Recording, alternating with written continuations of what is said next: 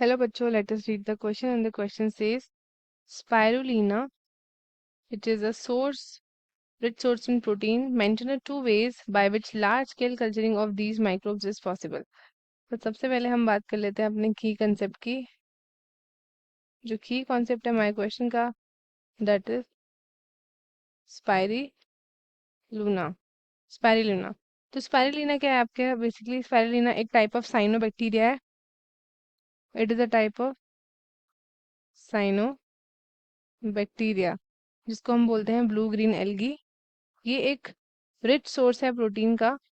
It is a rich source protein and other nutrients का। ये specifically हमसे पूछा गया मेथड्स बताओ भाई, लार्ज स्केल कल्चरिंग कैसे हो सकती है ऑफ स्पाइरुलिना। स्पाइरुलिना साइनोबैक्टीरियम है जो रिच है किसमें? Protein, minerals and other nutrients में। ये वाइडली यूज किया जाता है as a dietary supplement. Dietary supplement क्योंकि इसका हाई प्रोटीन कंटेंट होता है, लाइक अप टू 70% होता है बाय ड्राई वेट। एंड उसका रेंज बहुत ज़्यादा होता है इन हेल्थ बेनिफिट्स। स्पाइरुलिना एक गुड सोर्स है of essential amino acids, fatty acids like gamma linolenic acid. Vitamin है आपका B12, vitamin B12 and minerals like iron and calcium. ठीक है, इसका भी एक गुड सोर्स होता है। सो लार्ज स्केल कल्चरिंग कैसे करते हैं वो देख लेते हैं। Large scale culturing. So large scale culturing of spirulina में ये असेंशियल होता है कि वो प्रोड्यूस कर सके sufficient quantities for commercial use. ठीक है, तो यहाँ पे दो प्राइमरी मेथड हो सकते हैं।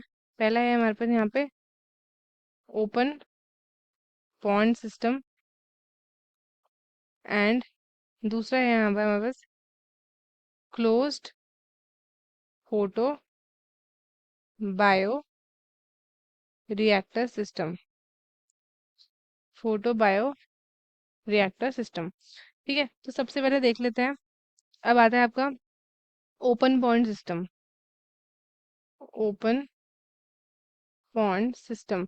सो ओपन पॉइंट सिस्टम ये आपके most common and traditional method होता है। Most common and traditional method for cultivation of spirulina large scale में। ठीक है, तो ओपन सिस्टम में कौन कौन से आते हैं आपके? रेसवे रेसवे पॉइंट्स आ जाते हैं। Then we have circular points and natural lakes. ये आ गए हमारे ओपन, उसके बाद पॉइंट सिस्टम के बारे में। तो इसके एडवांटेजेस क्या होते हैं? ये होते हैं हमारे कॉस्ट इफेक्टिव। कॉस्ट इफेक्टिव होते हैं एंड इनका डिजाइन भी कैसा होता है? सिंपल होता है। एंड डिसएडवांटेज क्या हो जाते हैं इसके? डिसएडवांटेज में होता है इसका कंटेमिनेशन का रिस्क होता है क्योंकि unwanted micro organisms, pollutant, insect आ जाते हैं। देन ये पूरा पूरा आपका इन्वायरमेंटल की डिपेंडेंसी पे होता है, जैसे कि टेम्परेचर वगैरह सब पे डिपेंड करता है ये, रेनफॉल। ठीक है, and evaporation and water loss. Evaporation and water loss that means higher rates जो होता है ना वाटर के, वाटर लॉस होता है ड्यू टू इवेपोरेशन, जो रिक्वायर करता है constant monitoring and replenishing of water levels. अब हम बात करते हैं दूसरे की, which is the closed photo bio reactor system. तो जो आपका क्लोज होता है ये कैसे कंट्रोल होता है? It is control by close environment. Close environment जो कि डिजाइन किया गया है to optimize the growth condition of spirulina.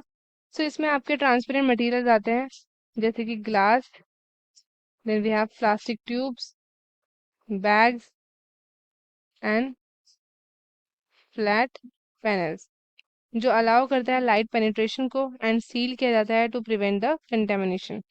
ठीक है, तो इसमें आपके आते हैं ट्यूबुलर ट्यूबुलर आ जाते हैं और फ्लैट पैनल फोटो बायोरिएक्टर्स आ जाते हैं। ठीक है, सो इसके एडवांटेज अगर हम देखें तो इसमें भी आपका कंट्रोल्ड इन्वायरमेंट होता है, कंटेमिनेशन यहाँ पे बिल्कुल रिड्यूस हो जाती है एंड प्रोडक्टिविटी भी आपकी अच्छी हो जाती है। डिसएडवांटेज की बात करें तो यहाँ पे इनिशियल कॉस्ट हाई होती है, एक तरीके से यहाँ पे कॉम्प्लेक्स ऑपरेशंस होते हैं। ठीक है, तो ये सारे हो जाते हैं। सो कल्चरिंग ऑफ स्पाइरुलिना दो तरीके से किया जाता है। एक तो आपका आएगा ओपन पॉन्ड सिस्टम, और दूसरा आता है आपका क्लोज्ड फोटो बायोटर सिस्टम। तो स्टूडेंट्स, आई होप आपका क्वेश्चन अच्छे से समझ में आया है। All the best and thank you.